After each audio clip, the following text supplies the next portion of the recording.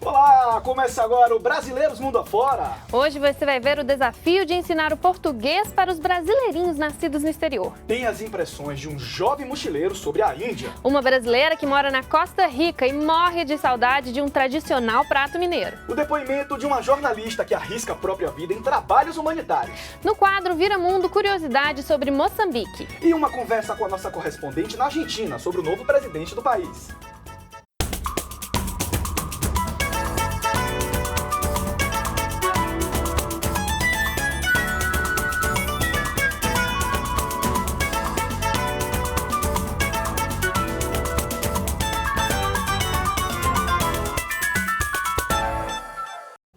Muitos brasileiros que moram no exterior enfrentam um desafio na hora de educar os filhos nascidos por lá. Ensinar o português e manter viva a cultura brasileira, às vezes, é uma tarefa muito difícil. Vamos conhecer a experiência de duas famílias brasileiras que moram no estado da Virgínia, nos Estados Unidos.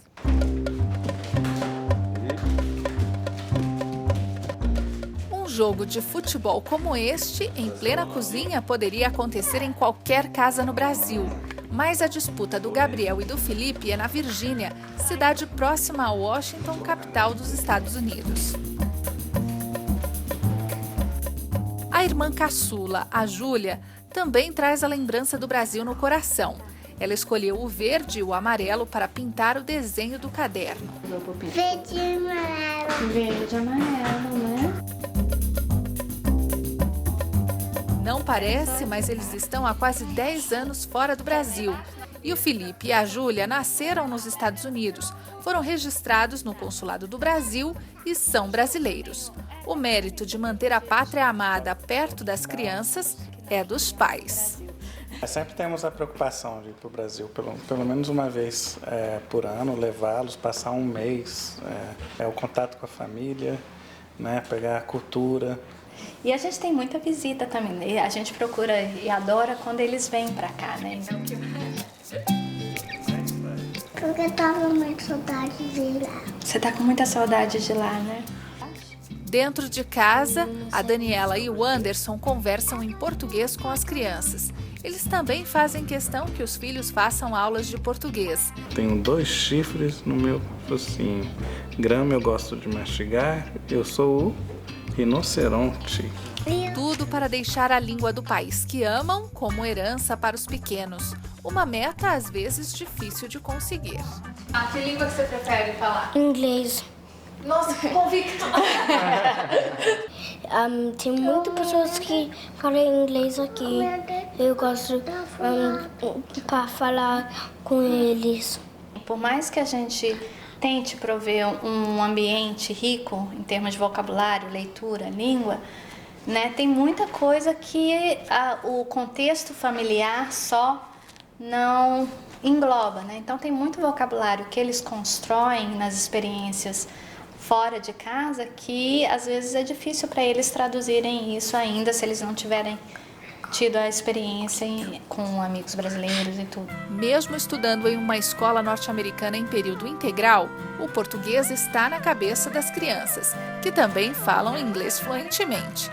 O sonho do Gabriel ele sabe dizer em um belo e sonoro português. Eu quero jogar na seleção do Brasil, que é mais forte. Aí talvez a gente ganhe uma Copa do Mundo.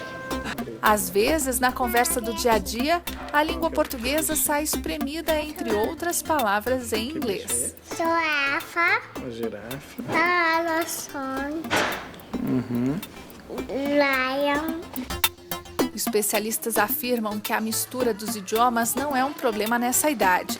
Ao longo do tempo, eles vão saber diferenciar uma língua da outra e aprender a lidar com a riqueza das duas culturas que conhecem, a brasileira e a norte-americana.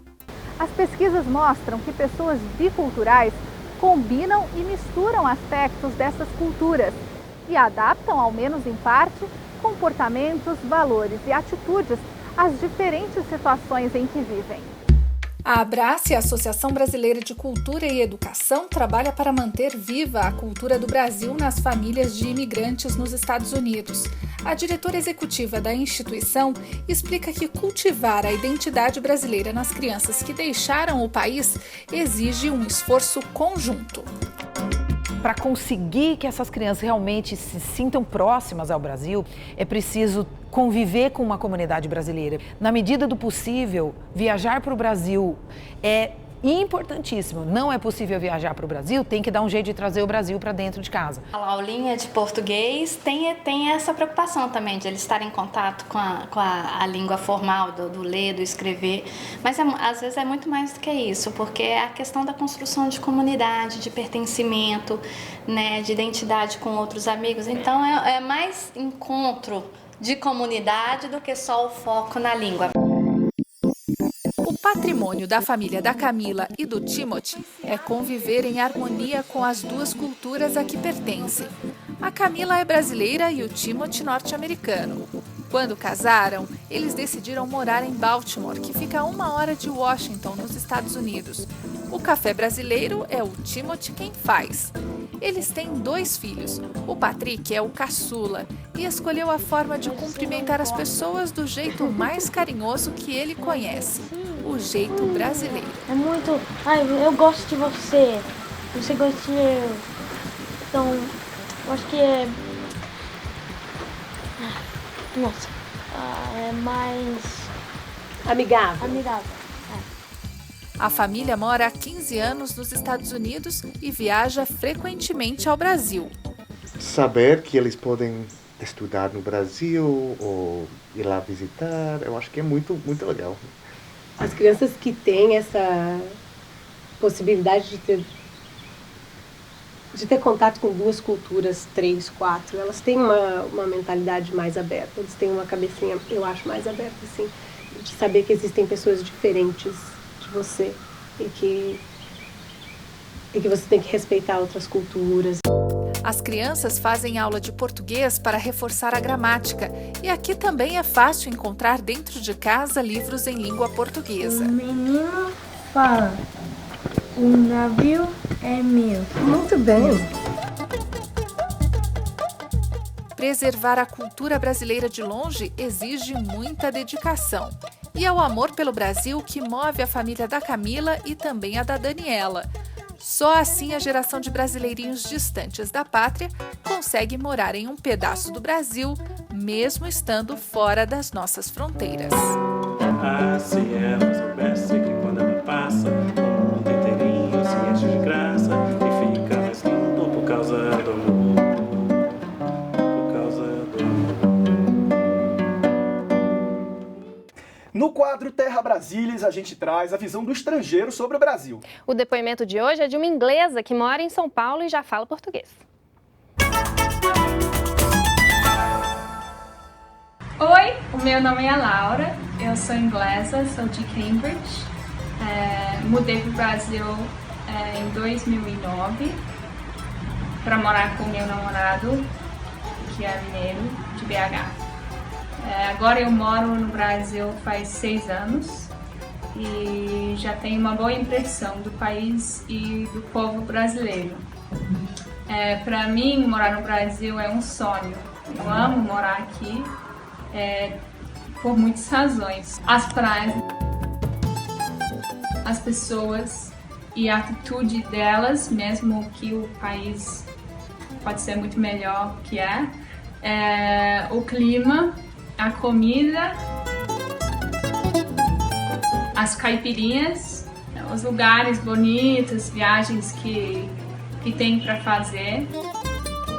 Mas o mais importante de tudo, eu acho, é o povo brasileiro, que apesar dos problemas do Brasil, com corrupção, segurança em geral, crime, fornecedores de internet, o povo brasileiro fica feliz e querendo fazer festa. Vou ficar aqui para sempre. Tchau! A Índia é um país fascinante. Muita religiosidade, muitas tradições, mas também muita desigualdade social. Vamos ver as impressões de um jovem aventureiro que viajou pelo mundo e passou mais de 2 meses por lá.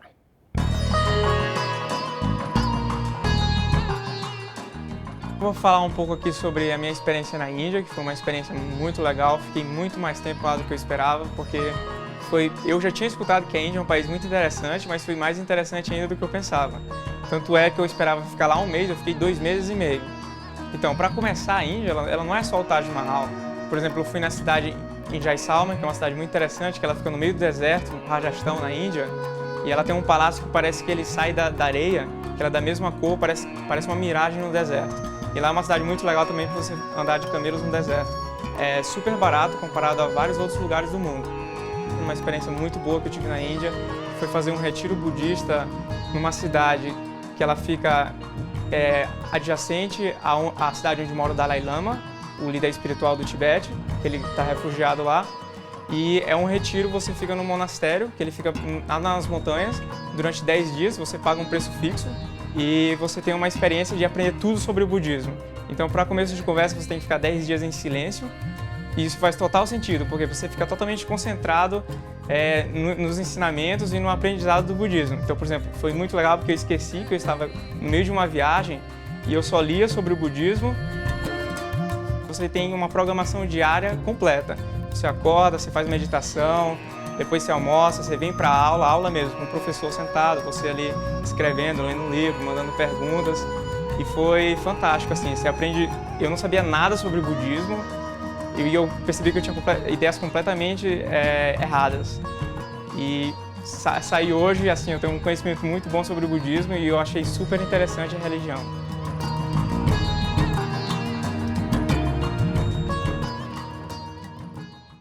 Sabe aquelas pessoas que estão na vida com uma missão, que vivem por uma causa?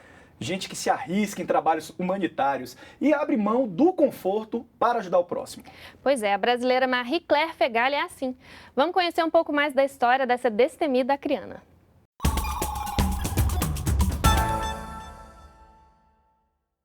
Nascida no Acre, filha de pai brasileiro e mãe libanesa, a jornalista Marie-Claire Fegali saiu do Brasil ainda criança para acompanhar a mãe que voltava para o Líbano. Anos depois, quando trabalhava durante uma cobertura de guerra no país, ela conheceu o trabalho do Comitê Internacional da Cruz Vermelha e desde então percorre o mundo ajudando populações em áreas de conflito. Eu trabalhei na Tunísia, em Tunis. Passei pela Mauritânia há pouco tempo, fiz trabalho de proteção com o CICV também na Mauritânia, Iraque, Líbia, Genebra, Filipinas e Iêmen. E acabei de voltar do Iêmen. A jornalista, que além de português fala inglês, francês e árabe, ressalta o potencial dos brasileiros para atuar em contato com diferentes culturas. Quando me perguntam a minha nacionalidade em qualquer país, digo que sou brasileira. Todo mundo fica muito animado. Brasileiros geralmente são muito aceitos em todo o país e todo mundo gosta de brasileiro hoje em dia, porque o país é bastante neutro, tem uma imagem muito positiva em todo mundo, porque a gente, como brasileiros, não somos parte de nenhum conflito. Sua última missão foi no Iêmen, país que vive um conflito que já deixou mais de 1.800 mortos. A guerra modificou o país. Acho que o que me marca mais foi o Iêmen. Foi essa experiência de bombardeio aéreo durante 2 meses, porque você não sabe quando é que vai cair a bomba. Você não sabe quando é que vai sair, não sabe como vai sobreviver e como toda essa gente que está lá tem falta de comida, de combustível, de medicamento, de médicos, tem falta de tudo. E como é que toda essa gente vai sobreviver? E você sabe que um dia desses, como delegada, você acaba saindo do país. Os iemenitas vão ficar lá. As condições vão ainda piorar, porque a guerra não acabou. E hoje eu não vejo, não entendo, não sei como é que vai acabar. As dificuldades de logística no país complicam ainda mais o trabalho das equipes. Aeroportos e estradas fechados deixaram o Iêmen isolado para receber qualquer auxílio. A jornalista relembra com emoção do dia em que um avião carregado com 50 toneladas de equipamento médico finalmente chegou ao país. O dia que o avião chegou com o material de cirurgia e a gente estava esperando e tinha tanta necessidade desse avião chegar, foi esse dia que foi um dos dias mais felizes, até eu estava mais feliz que o dia do meu casamento naquele dia. E outro dia foi, e aconteceram os dois no aeroporto, né? O outro dia foi o dia em que a gente eu saí do Iêmen, porque foi muito difícil.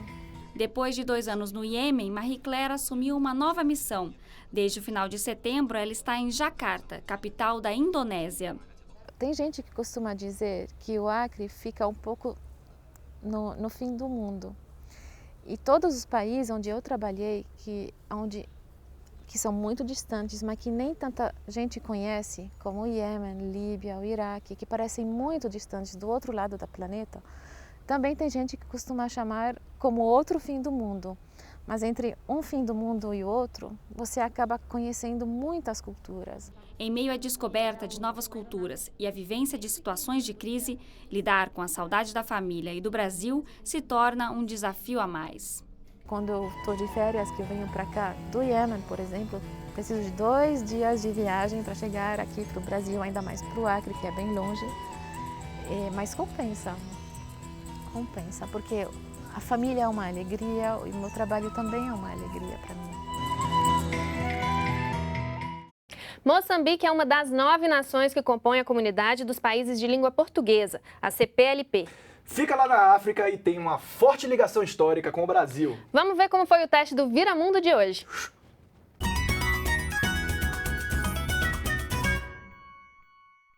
Oi, meu nome é Mauro, eu moro em Moçambique há 11 anos.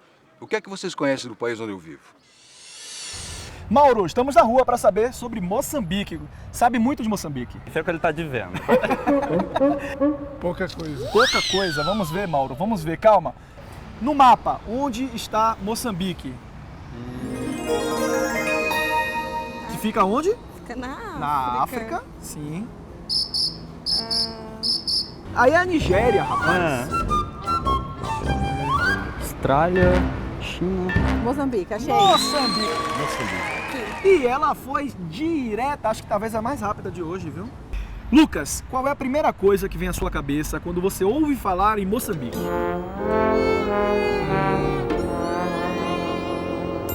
África? Eu lembro de turbante, não sei porquê. Eu acho que eu lembro de cor, turbantes, vestidos, mulheres.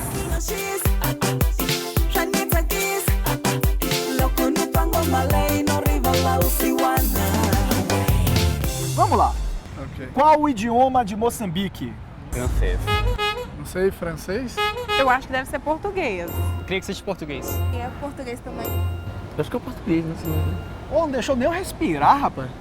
Português tá certa a resposta. Tá certo, e ele não deixou nem dar dica. Qual é a capital de Moçambique? Que sabe sem dica? Não sei. Não sabe, eu vou dar dicas. Letra A, Maputo. Letra B, Cidade do Cabo. Ou C, Cairo.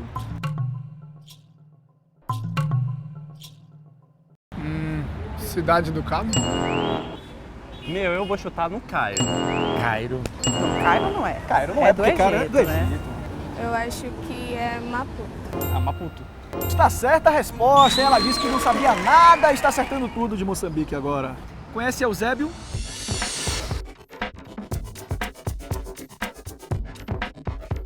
Não, nunca ouvi falar. Não falar. Não é teu vizinho, não mora perto de você? Não. Eusébio era um moçambicano muito famoso.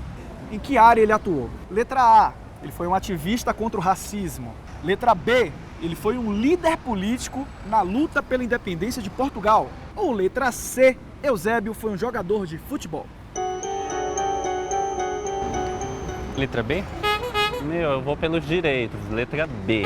Eu acho que é a letra B. Letra B, um líder político.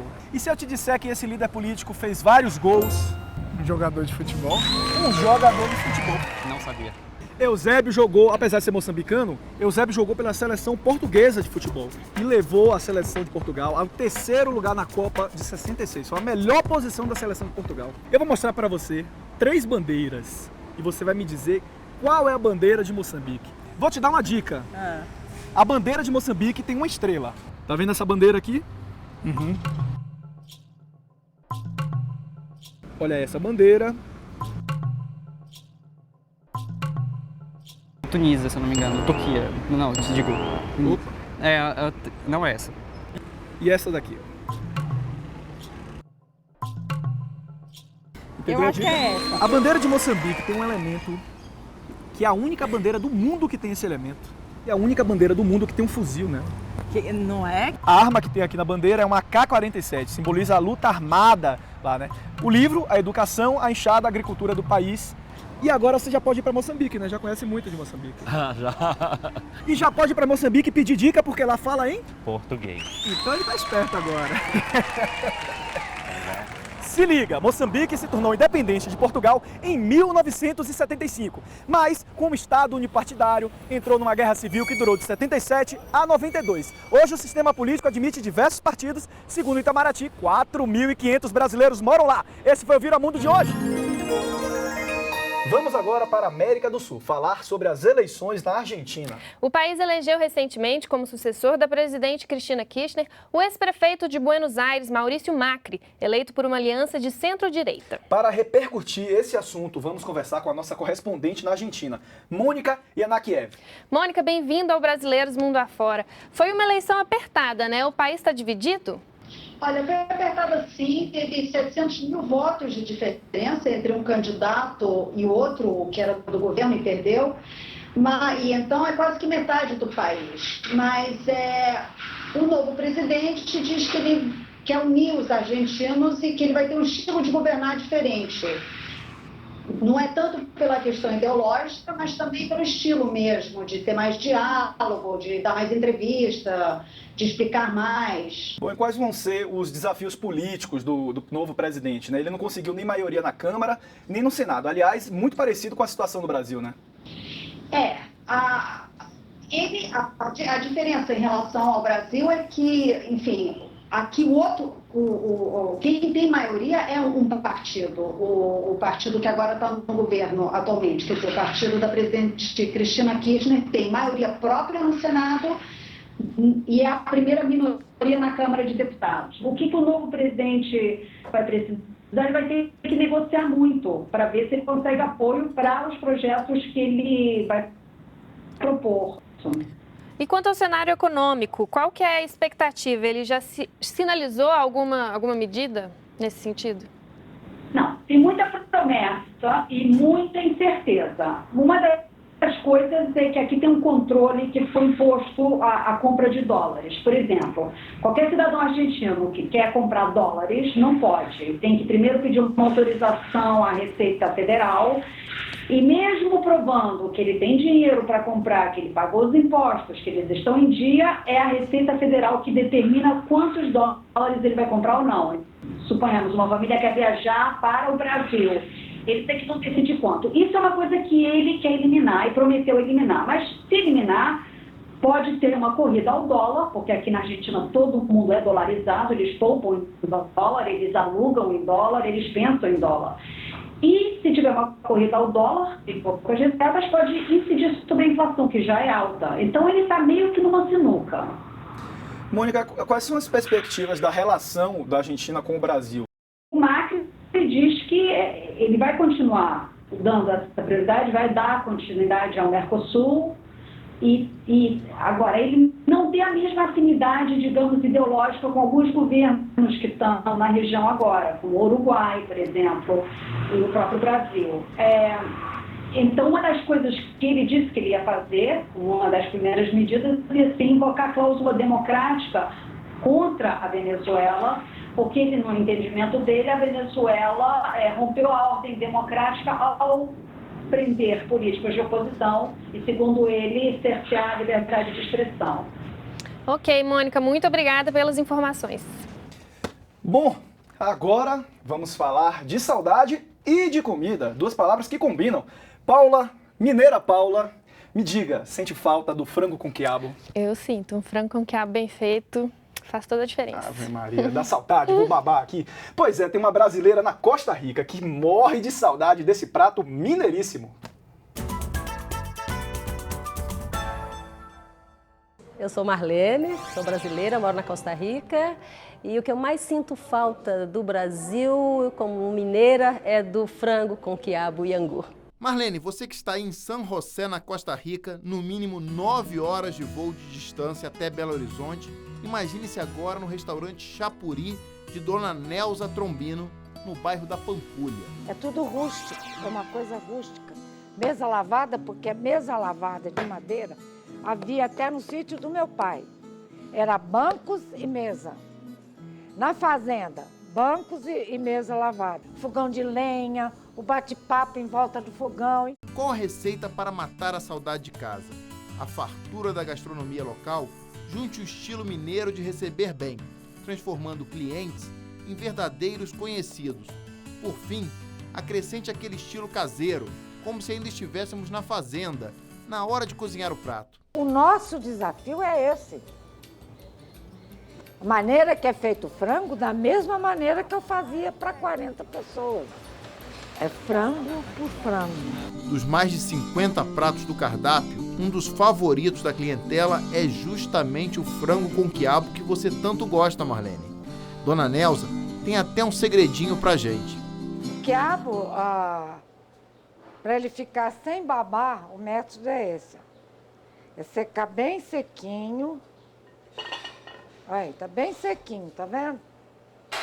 Aí, nós vamos picar. O fogão a lenha, o frango dourando na panela, o quiabo verdinho, aquele caldinho que fica. Marcas registradas da gastronomia mineira.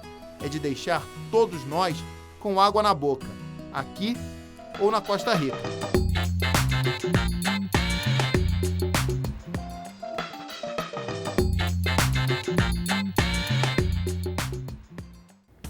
E chegou ao fim o Brasileiros Mundo Afora. E eu quero ver você no nosso programa. Envie uma mensagem de Natal ou de Ano Novo e a gente vai passar aqui, viu? Saiba como participar na página do Facebook, facebook.com/BR Mundo Afora. Ou mande o seu vídeo pelo e-mail brasileiros@ebc.com.br ou pelo número de WhatsApp que aparece aqui na sua tela.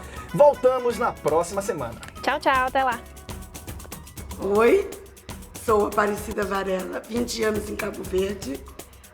Sou uma brasileira no mundo. Olá, sou Luiz Alberto Ferreira Grosso, sou brasileiro, estou em Angola há 34 anos, sou mais um brasileiro no mundo.